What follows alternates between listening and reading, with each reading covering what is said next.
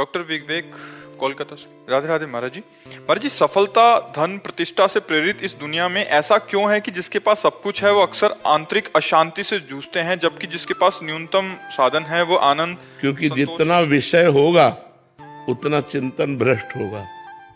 जितना विषय बढ़ेगा, भ्रष्ट माने तक गिरना, जितना आपके पास सुविधा भोगी मन होगा उतने में अध्यात्म से गिरेगा, और जितना त्यागी मन होगा उतने अध्यात्म की तरफ बढ़ेगा। तो असुविधाजनक जो जीवन होता है उसमें कहीं ना कहीं भगवान का आश्रय रहता है, और सुविधाजनक जो जीवन होता है उसमें धन पद भोग इनका आश्रय होता है, और ये सब नाशवान है, इसलिए अशांत होना ही पड़ेगा। और अशांतस्य कुतः सुखम, अशांत चित्त कहाँ सुख का अनुभव करता है। जब धन बढ़ता है तो उसमें दोष है, पर स्त्री गमन, मदिरापान, द्वैत कीड़ा, झूठ बोलना, छल कपट, ये स्वभाव में आ जाता है, और अहंकार तो आ ही जाता है। जब धन बढ़ता है तो अहंकार आ जाता है और ये दोष आ जाते हैं, और जब ये दोष होते हैं तो पाप बढ़ता है, पाप बढ़ता है तो अशांति बढ़ती है। तो अशांतस्य कुतः सुखम, जो अशांत है वो कहाँ से, त्यागात शांति निरंतरम, जो त्याग परायण है उसको शांति का अनुभव होता है, जो भोग परायण है वो अशांति का अनुभव करेगा ही करेगा, क्योंकि मन कभी शांत नहीं होता भोगों से, मन भोगों के त्याग से शांत होता है। और हमें चाहिए शांति, और हम भोग भोगने में देखो कैसा चालबाज मन है, अपने धर्म से युक्त पत्नी की तरफ तो वो दूसरे की तरफ दिखाता है कि अगर ये हम भोग लें, ये भोग लें, ये भोग लें तो हम सुखी हो जाएंगे। और जहाँ मनुष्य अपने धर्म की रेखा को पार किया, बस वही अशांत, दुख, चिंता, शोक, भय ये उसे घेर लेते हैं। अब वो इतनी कामना से प्रबल हो जाता है कि इसमें नहीं, इसमें, इसमें नहीं, इसमें, पूरा जीवन व्यतीत हो जाता है, वो कभी शांति को प्राप्त नहीं होता। और जिसने धर्म की रेखा के अंतर्गत होकर भोगों का सेवन किया उसका मन शांत होता चला जाता है, क्योंकि भोगों में सुख है नहीं, एक दिन उसे घृणा हो जाएगी, उसे वैराग्य हो जाएगा यार। और अगर नवम नवम तो फिर वैराग्य नहीं होगा, फिर वो अशांति बढ़ती चली जाएगी।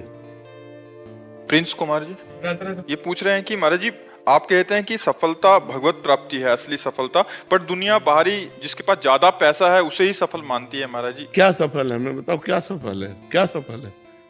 अरबों रुपया बैंक के जमा रहे, मुंह बगाड़ के मर गए, शरीर यहीं छूट गया, सफलता है? चाहे जितने बड़े पदाधिकारी हो, शरीर छूटा, सफलता है?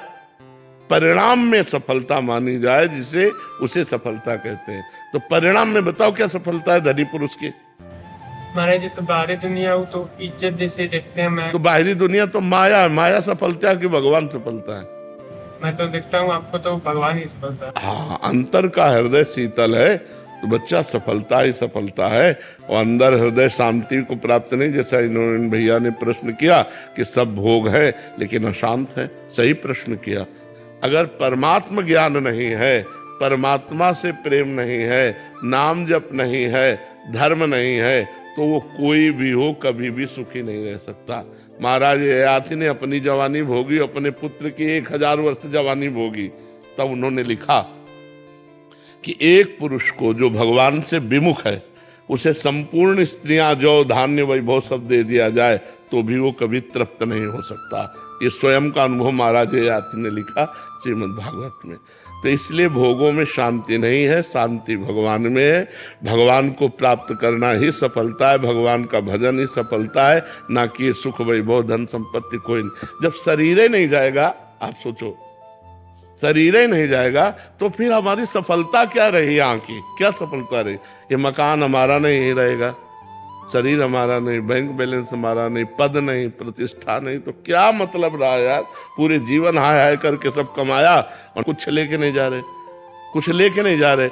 और जो लेके जाना था भजन धर्म सत्य वो किया नहीं, तो असफल रहे कि नहीं रहे?